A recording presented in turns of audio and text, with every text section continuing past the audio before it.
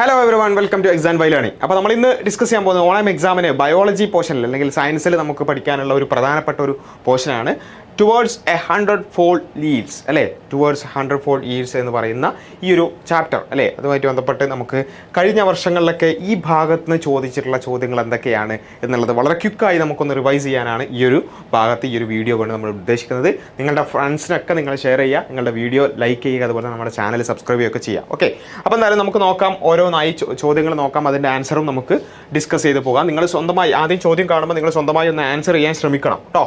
Different methods of producing quality seeds or planting materials are given below. അതായത് നമുക്ക് നല്ല quality seeds അല്ലെങ്കിൽ planting materials കിട്ടാനുള്ള ഒരുപാട് മെത്തേഡ്സ് നമ്മളിവിടെ കൊടുത്തിട്ടുണ്ട്. കംപ്ലീറ്റ് ദ ടേബിൾ, അതിൻ്റെ പേരൊക്കെ വെച്ചിട്ട് അത് ടേബിൾ കംപ്ലീറ്റ് ചെയ്യാനാണ് പറഞ്ഞിട്ടുള്ളത്. അതായത് മെത്തേഡിൻ്റെ പേര് features plants that can be produced എന്നുള്ളതാണ് അത് കൊടുത്തിട്ടുള്ളത്. അപ്പോൾ ഇതിൽ ഒന്നാമത്തെ മെത്തേഡ് ഡാഷ് ആണ്, flowers of different colours in one plant. ഒരു പ്ലാന്റിൽ തന്നെ ഡിഫറെൻറ്റ് കളറുള്ള ഫ്ലവേഴ്സ്, അതിൻ്റെ എക്സാമ്പിളാണ് റോസിൽ അത് നമുക്ക് ചെയ്യാൻ പറ്റും. രണ്ടാമത്തെ dash, producing quality seeds through artificial pollination വഴി ക്വാളിറ്റി സീഡ്സ് പ്രൊഡ്യൂസ് ചെയ്യുക, അതിൻ്റെ എക്സാമ്പിളാണ് കോക്കനട്ട്. ഗ്രാഫ്റ്റിംഗ്, അതിൻ്റെ മെത്തേഡിൻ്റെ പേര് കൊടുത്തിട്ടുണ്ട്, പക്ഷേ അതെന്താണെന്നുള്ളത് കൊടുത്തിട്ടില്ല, മാംഗോ ട്രീ. അപ്പോൾ ഇതെങ്ങനെയാണ്. അതുപോലെ തന്നെ write to merits and demerits of plants produce through layering എന്ന് പറയുന്ന മെത്തേഡ് വഴി പ്രൊഡ്യൂസ് ചെയ്ത പ്ലാന്റ്സിൻ്റെ മെറിറ്റ്സും ഡിമെറിറ്റ്സും ഇതാണ്. അപ്പോൾ ഏതാണ് ഒന്നാമത്തത്? ലെയറിംഗ് ആണ്. Flowers of different colours in one plant നമുക്ക് ലെയറിംഗ് വഴി പ്രൊഡ്യൂസ് ചെയ്യാൻ പറ്റും. ഹൈബ്രിഡൈസേഷൻ വഴി നമുക്ക് producing quality seeds through artificial pollination. Grafting എന്ന് പറഞ്ഞാൽ production of high quality saplings, അതാണ് സേപ്ലിങ്സ് ആണ്. പിന്നെ ഹൈ ക്വാളിറ്റി സേപ്ലിങ്സ് പ്രൊഡ്യൂസ് ചെയ്യുന്നതാണ് ഗ്രാഫ്റ്റിംഗ് എന്ന് പറയുന്നത് അല്ലേ. അപ്പോൾ ഇനി merits and demerits of layering അല്ലേ. മെറിറ്റ്സ് എന്ന് പറയുന്നത് സെയിം ട്രേറ്റ്സ് ആസ് പാരൻസിൻ്റെ അതേപോലെയുള്ള ട്രേറ്റ്സ് ആയിരിക്കും അതിലുണ്ടാവുക, നമ്മുടെ അടുത്ത പ്ലാന്റിലും ഉണ്ടാവുക. ഹയർ സക്സസ് റേറ്റ് അത് ശരിയാവാനുള്ള സക്സസ് ആവാനുള്ള റേറ്റ് കൂടുതലാണ് ലെയറിങ്ങിൽ. ഡിമെറിറ്റ്സ് എന്ന് പറഞ്ഞാൽ ടേക്ക് ടൈം ആൻഡ് പ്ലേസ്, ഒരുപാട് ടൈം എടുക്കും. അതുപോലെ തന്നെ ഗെറ്റ് ഓൺലി ഫ്യൂവർ പ്ലാന്റ്സ് മാത്രമേ നമുക്ക് കിട്ടുള്ളൂ.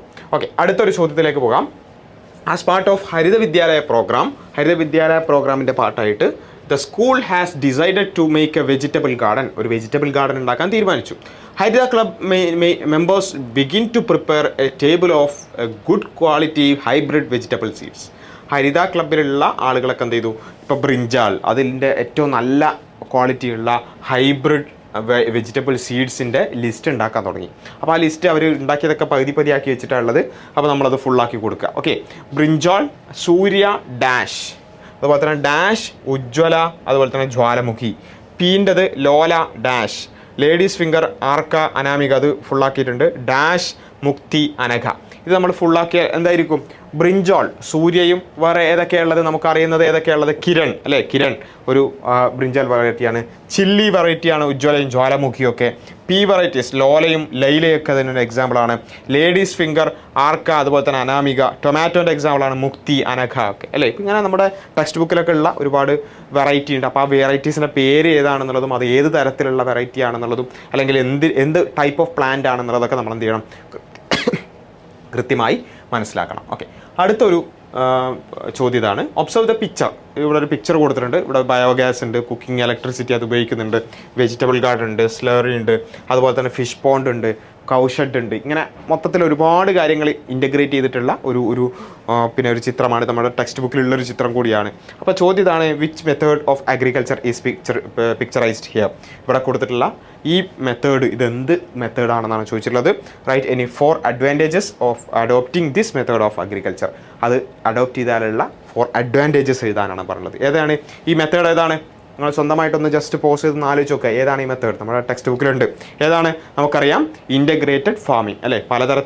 പലതരം കാര്യങ്ങളെ ഇൻ്റഗ്രേറ്റ് ചെയ്ത് നമ്മൾ ഒരുമിച്ച് കൊണ്ടുപോകുന്ന അത്തരത്തിലുള്ള ഒരു ഫാമിംഗ് മെത്തേഡാണ് ഇൻ്റഗ്രേറ്റഡ് ഫാമിംഗ്. അതിൻ്റെ അഡ്വാൻറ്റേജസ് ഒരുപാടുണ്ട്. Economic benefit, increased productivity, reduced waste, better use of resources, ഇതൊക്കെ അതിനുള്ള അഡ്വാൻറ്റേജസ് ആണ്. അടുത്തത്, observe the picture of A branch which is separated from the parent പ്ലാന്റിൽ നിന്നും സെപ്പറേറ്റ് ചെയ്തിട്ടുള്ള ഒരു ബ്രാഞ്ചിൻ്റെ ഒരു പിക്ചറാണിത്.